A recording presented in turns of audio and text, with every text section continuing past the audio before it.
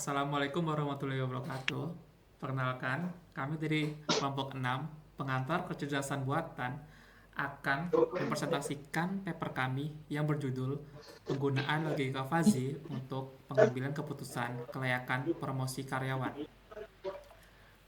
Perkenalkan, nama saya Andi Cole dengan NIM 11221079. Nama saya Adat Fadilah, NIM 1122 1029. Saya Muhammad Rayhan Bramatama 11221046. Pertama, kita akan masuk ke bagian pendahuluan. Pertama, kita akan mengenai tentang konsep karyawan. Karyawan adalah salah satu elemen penting bagi perusahaan dalam upayanya untuk mempertahankan kelangsungan hidup, berkembang, dan bersaing. Tidak ada perusahaan yang mampu bertahan tanpa karyawan yang dapat bekerja secara tidak optimal.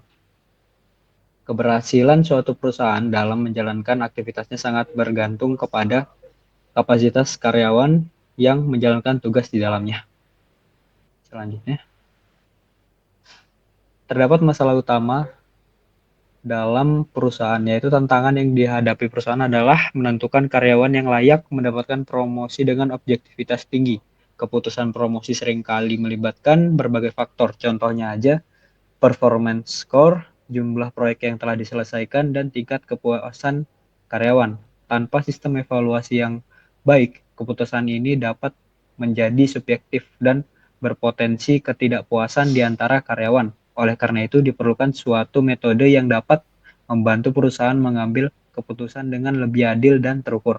Selanjutnya, tujuan penelitian ini yaitu menerapkan konsep logika fuzzy untuk mengatasi rumusan masalah yang telah disebutkan. Penelitian ini menggunakan pendekatan logika fuzzy untuk memberikan solusi terhadap masalah yang teridentifikasi. Logika fuzzy dipandang sangat relevan dalam konteks ini karena permasalahan yang dihadapi melibatkan variabel-variabel yang bersifat tidak pasti dan sulit didefinisikan secara tegas. Dengan memanfaatkan logika fuzzy dalam menangani data yang ambigu dan tidak jelas, penelitian ini bertujuan untuk menghasilkan keputusan promosi karyawan yang lebih baik. Selanjutnya, Landasan teori. Logika fuzzy. Logika fuzzy adalah metode komputasi yang dirancang untuk menangani data yang ambigu atau tidak pasti, berbeda dengan logika biner tradisional 0 dan 1. Logika fuzzy memungkinkan representasi nilai dalam rentang kontinu antara 0 dan 1.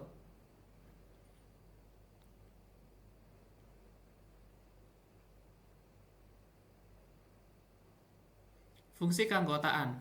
Fungsi keanggotaan atau membership function adalah suatu kurva yang menunjukkan pemetaan titik-titik input data ke dalam nilai keanggotaannya atau derajat keanggotaannya yang memiliki interval antara 0 sampai 1. Fungsi keanggotaan dalam logika fuzzy dapat dikelompokkan ke dalam beberapa jenis berdasarkan bentuknya, seperti linear, segitiga, dan trapesium. Himpunan fuzzy. Himpunan fuzzy adalah jenis himpunan di mana keanggotaan setiap elemen tidak memiliki batas yang jelas. Himpunan ini merupakan perluasan dari himpunan Kripps yang secara tradisional membagi elemen menjadi dua kategori, anggota dan bukan anggota. Pada himpunan Kripps, nilai anggota suatu elemen X dalam himpunan A dinamakan dengan U A X yang hanya memiliki dua kemungkinan. Nilai 1 menunjukkan bahwa elemen tersebut adalah anggota himpunan, nilai 0 menunjukkan bahwa elemen tersebut bukan anggota himpunan.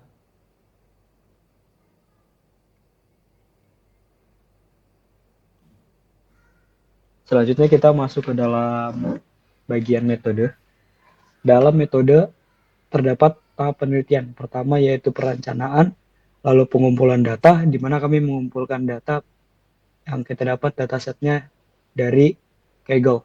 Lalu ada analisis kebutuhan dan perancangan dan implementasi.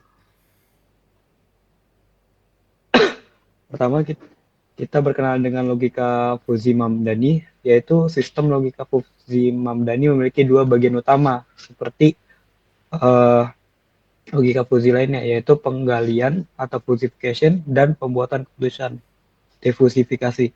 Dalam proses fusification, suatu variabel masukan diterjemahkan menjadi suatu variabel fuzi yang memiliki nilai 0 antara 0 dan 1. Kerangka kerja logika fuzi Mamdani meliputi beberapa langkah utama, yaitu pertama fusifikasi, yaitu proses mengubah variabel masukan menjadi variabel himpunan fuzi dengan membandingkan variabel masukan dengan beberapa nilai batas. Himpunan ini merupakan sebuah kelas atau kriteria yang menggambarkan suatu kondisi yang ada dalam suatu variabel. Terkadang kemiripan antara keanggotaan sebuah fuzi dengan probabilitas menimbulkan kerancuan, namun mereka memiliki nilai yang berbeda. Penentuan aturan fuzi. Langkah ini menentukan bagaimana variabel fuzi saling mempengaruhi satu sama lain. Ketiga, ada inference. Langkah ini menggunakan aturan fuzi yang ditentukan untuk membuat keputusan. Dan terakhir ada defusifikasi, yaitu langkah ini mengubah keputusan yang dibuat dalam bentuk variabel fuzi menjadi suatu nilai pasti. Dan defusifikasi yang digunakan dalam metode logika fuzi Mamdani yaitu metode centroid.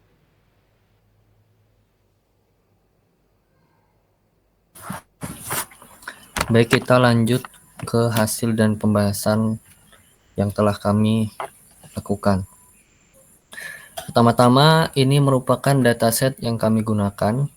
Dari data ini yang akan dijadikan himpunan fuzi yaitu performance score, project handlet, dan employee satisfaction score. Dan hasilnya akan menjadi seperti ini. Himpunan fuzi yaitu performance low, medium, high. Project handlet himpunannya yaitu few, average, dan many. Kemudian satisfaction score itu himpunannya dissatisfied, neutral, dan satisfied, dengan outputnya yaitu promotion eligibility. Kemudian ini merupakan fungsi keanggotaan dari masing-masing parameter input yang sudah disesuaikan dengan representasi keanggotaan trapesium. Jadi ini ada performance score dengan domainnya masing-masing, project handlet dan satisfaction score-nya itu ada wilayahnya masing-masing. Langkah selanjutnya yaitu evaluasi rule atau aturan-aturan fuzi yang berlaku pada ketiga parameter input tadi. Aturan yang didapat yaitu 3 klasifikasi fuzi, low, medium, high, dari promotion eligibility-nya, maka diperoleh kombinasi sebanyak 27, yaitu 3 dipangkatkan 3 variabel. Jadi 3 keluaran, 3 klasifikasi dipangkatkan dengan 3 parameter input, menjadikan 27 role dengan outputnya yaitu promotion eligibility. Kemudian ke tahap inferensi atau tahap pengambilan keputusan. Pada tahap ini dibutuhkan satu sampel dataset yaitu karyawan dengan employee ID 8 dengan parameter input sebagai berikut, yaitu performance score-nya 8, project handlet-nya 45, dan satisfaction score-nya yaitu 9. Dari ketiga parameter ini yang beririsan yaitu performance score, ada di medium dan juga ada di high. Kemudian setelah dievaluasi dalam rule yang ada, terdapat rule 18 dan rule 27 yang berlaku pada parameter inputnya. Yaitu bisa dilihat rule 18, if performance-nya medium, project-nya many, satisfaction-nya satisfied, maka promotion-nya medium. If performance-nya high, project many, satisfaction-nya satisfied, maka promotion-nya high, itu di rule 27. Kemudian masih dalam inferensi, ini ditentukan fungsi min untuk setiap rule yang berkaitan. Jadi setelah ditentukan dalam domainnya, medium itu apa, new-nya itu alpha predikatnya dihitung menggunakan fungsi min. Jadi kita memperoleh alpha predikat 1 yaitu 0, kemudian alpha predikat 2 yaitu 1.